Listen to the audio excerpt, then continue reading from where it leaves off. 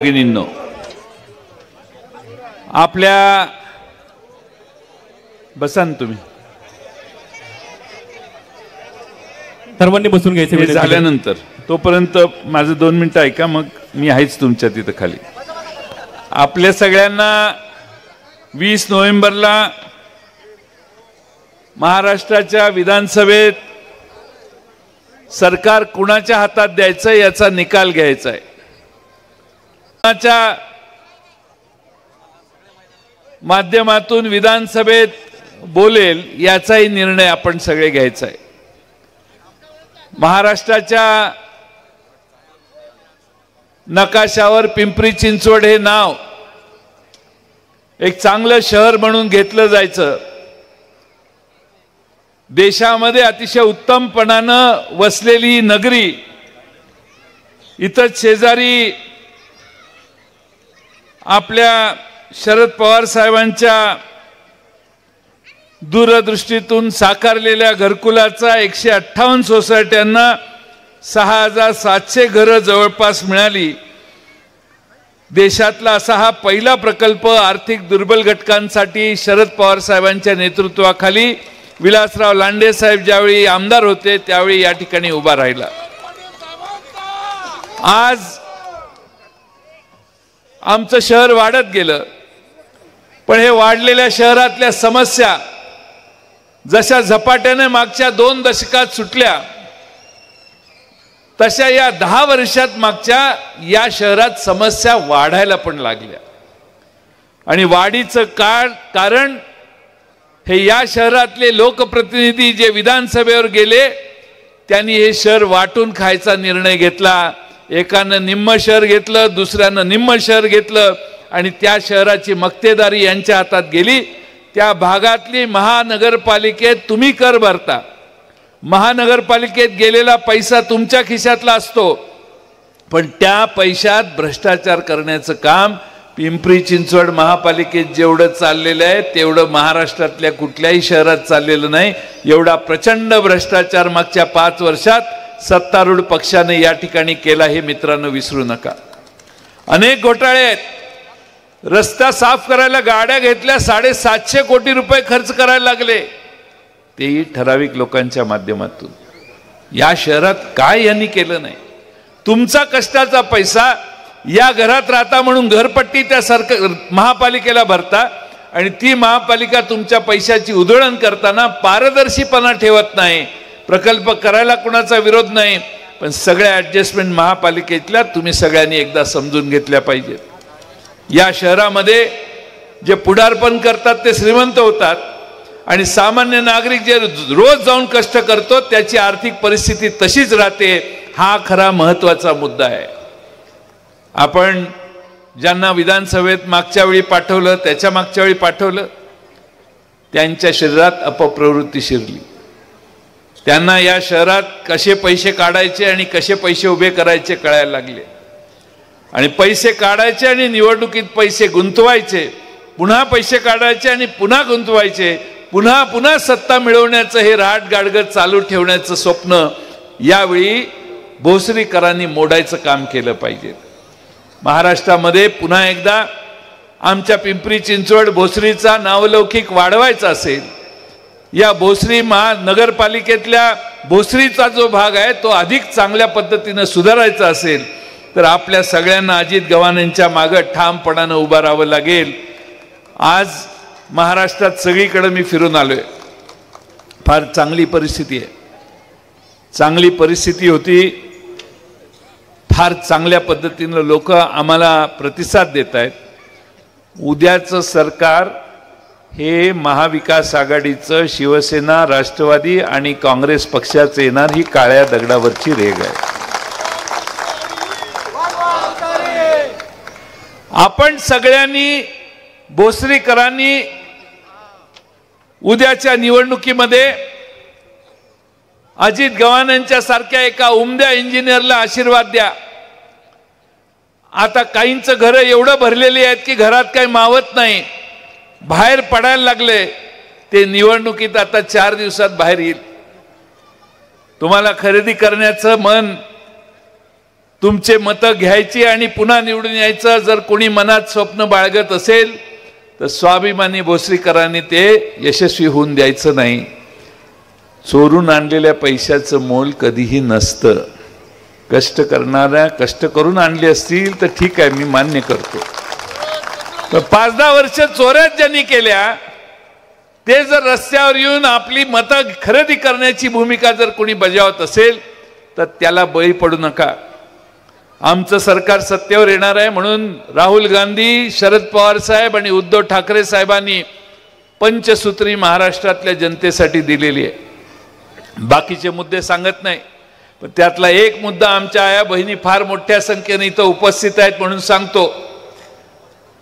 महालक्ष्मी योजना महाविकास आघाडीचं सरकार सत्तेवर आल्यावर येणार आहे आणि सत्तेवर आल्यावर महालक्ष्मी योजना येईल. त्या महालक्ष्मी योजनेतनं महाराष्ट्रातल्या गरीब घरातल्या आमच्या सगळ्या भगिनींना 3,000 रुपये महिन्याला देण्याचा निर्णय आमच्या महाविकास आघाडीने घेतलेला आहे. तुम्ही एसटीनं महाराष्ट्रात कुठेही गेला महिला तर एसटीचा कंडक्टर तुम्हाला तिकीट मागणार नाही. सगळ्या महिलांचा महाराष्ट्रातला प्रवास मोफत आहे. माहेरी जा, सासरी जा, देवाला जा, शाळेला जा, कॉलेजला जा, कंडक्टर वाजवणार नाही टिकटिक आणि तुम्हाला तिकीट मागणार नाही. आपण सगळ्यांनी माझं एक काम करा. पुरुषांना सांगतोय, महिला तर ओळख कळलेलंच आहे. पुरुषांना माझी विनंती आहे की आता घरी गेल्यावर बायकोला पुढ्यात बसवायचं. आता बराच वेळ इथं बसलाय त्यामुळे जेवण झालेलं नाही. घरी गेल्यावर जेवायचं. जेवताना बायकोला बोलवायचं, वहिनीला बोलवायचं, बहिणीला बोलवायचं, आईला बोलवायचं, मावशीला बोलवायचं. एवढी मीटिंग घरी गेल्या गेल्या घ्यायची आणि त्यांना सांगायचं तो दाढीवाला 1,500 रुपये देणार आहे पण ह्यो बाबा 3,000 रुपये देणार आहे. एवढा निरोप तुम्ही सगळे घराघरात द्या. आज खरं म्हणजे बऱ्याच गोष्टी आहेत.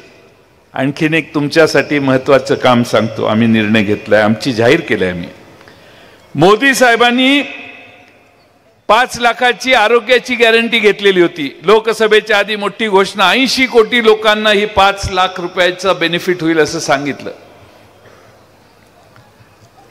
पाक शेवटी त्या माग त्या माणसाचं एकदम शेवटचा माणूसही सरळ दिसत नाही एवढी गर्दी आज इथं आहे. ह्यात कोणी असं आहे का की मोदींची गॅरंटीचं कार्ड घेतलं, पुण्याच्या रुबी हॉलमध्ये गेला, पिंपरी चिंचवडच्या खाजगी हॉस्पिटलमध्ये गेला आणि कार्ड दाखवलं आणि हॉस्पिटलचा झालेला तुमचा खर्च माफ झाला.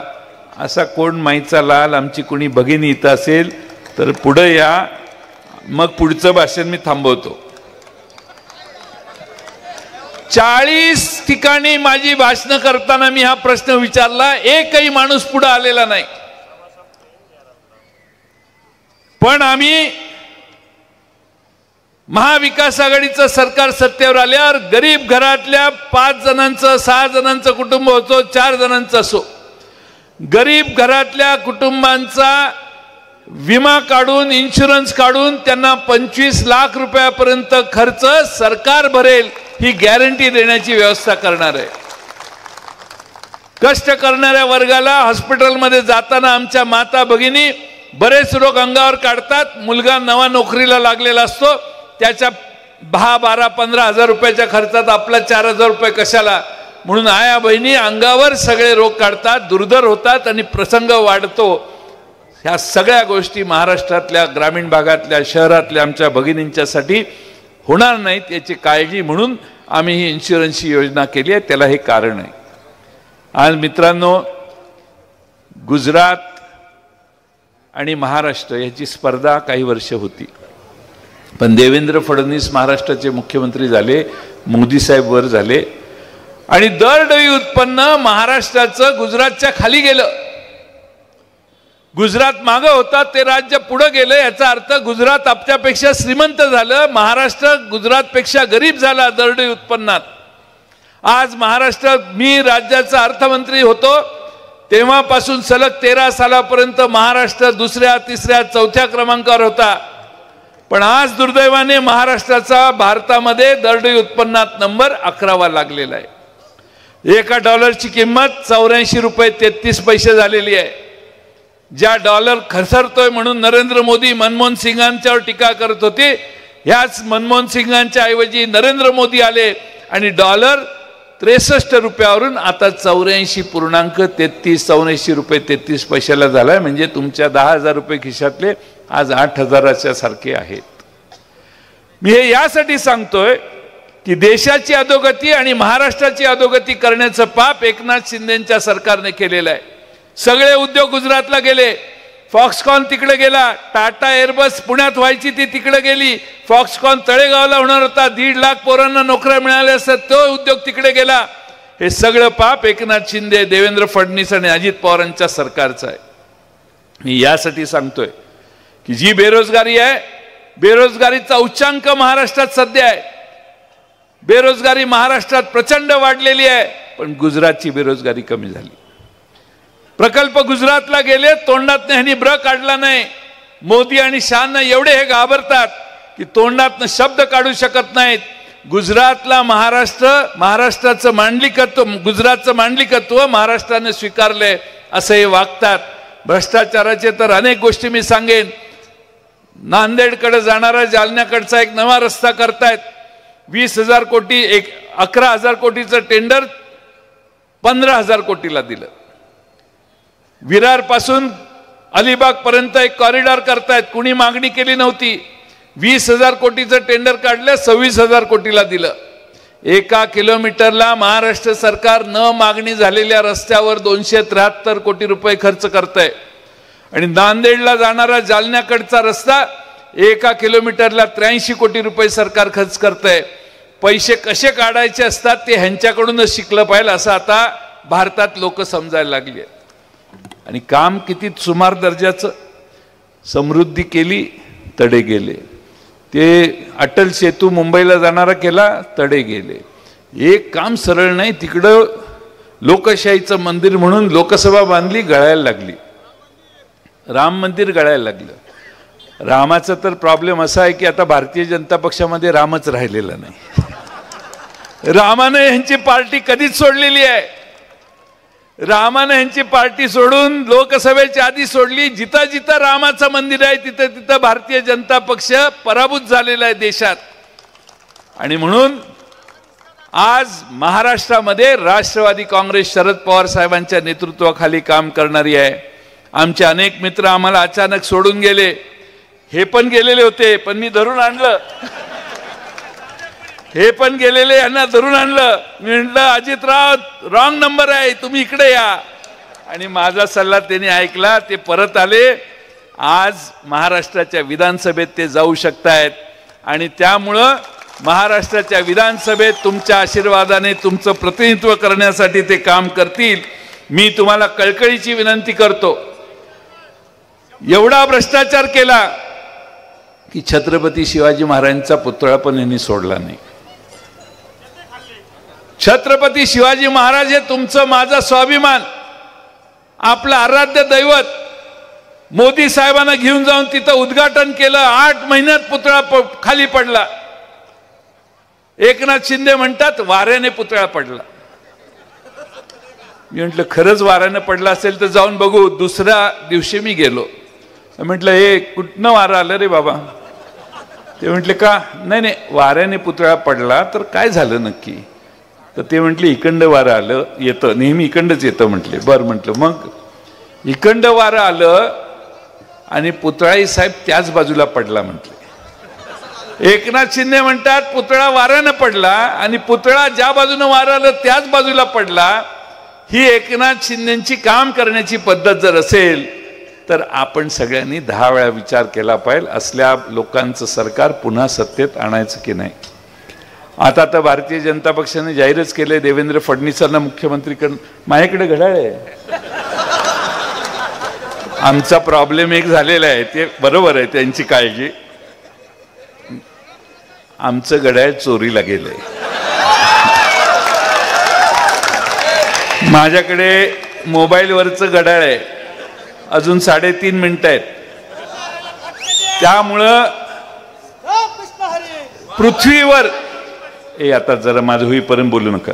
पृथ्वीवर असा पक्ष नसेल, पृथ्वीवर विलासराव लांडे साहेब, आझम पानसरे साहेब, पृथ्वीवर असा पक्ष नाही की ज्या पक्षाच्या चिन्हाच्या खाली आमचं हे सगळं न्याय प्रविष्ट आहे असं लिहावं लागतं. एवढी नौबत जे जगाच्या पाठीवर दुसऱ्या कोणाची नाही, ती अजित पवारांच्या पक्षाची आलेली. आता चोरीला गेलेला माल आपल्या हातात येईपर्यंत काय आपण त्याकडे बघायचं नाही. तुमच्या मतदारसंघात गडाळ नाही ना, कमळ आहे. आणि म्हणून अजित गव्हाणे यांचा आम्ही नवचिन्ह आहे आमचं, तुतारी वाजवणारा माणूस. तुतारी वाजवणारा माणूस जेव्हा घेतला, पवार साहेब स्वतः रायगडावर गेले आणि तुतारी छत्रपती शिवाजी महाराजांच्या पायाला अर्पण करून आम्ही आलो. तेव्हापासून महाराष्ट्रात तुतारीचा नाद एवढा घुमतोय, एवढा घुमतोय, एवढा घुमतोय की तुम्ही काही विचारू नका. तुतारी घेणारा प्रत्येक माणूस विजयी होईल असं महाराष्ट्रातलं आज चित्र आहे. आणि म्हणून अजित गव्हाणेंच्या सारख्या एका उमद्या नेतृत्वाला आपण संधी द्या. कुणाच्या दमदाटीला, धमकीला कुणी भीती दाखवत असेल त्याला काही घाबरू नका, तुम्ही काही चिंता करू नका. 20 तारखेला मतदान झाल्यावर, 23ला मतदान झाल्यावर मोजणी झाली मताची की हे सगळे गुंड भोसरी सोडून जातील अशी व्यवस्था आम्ही तुम्हाला करून देऊ. तुम्ही काही चिंता करू नका. आम्हालाही राज्य कसं करायचं कळतं, पण आम्ही गोड बोलून करतो. आम्ही दमदाटी देत नाही, पण कार्यक्रम करायचा त्यावेळी करतो. आणि म्हणून तुम्हाला कुणालाही, माझ्या माता भगिनींना कुणी त्रास देत असेल, कुठल्या युवकांना दमदाटी इथं कोण करत असेल, तर तुम्ही सगळ्यांनी शेवटच्या दिवसापर्यंत ताकदीनं काम करा. तुतारी वाजवणारा माणूस महाराष्ट्रात प्रत्येक ठिकाणी आणि या भोसरीमध्ये विजयी झाला पाहिजे.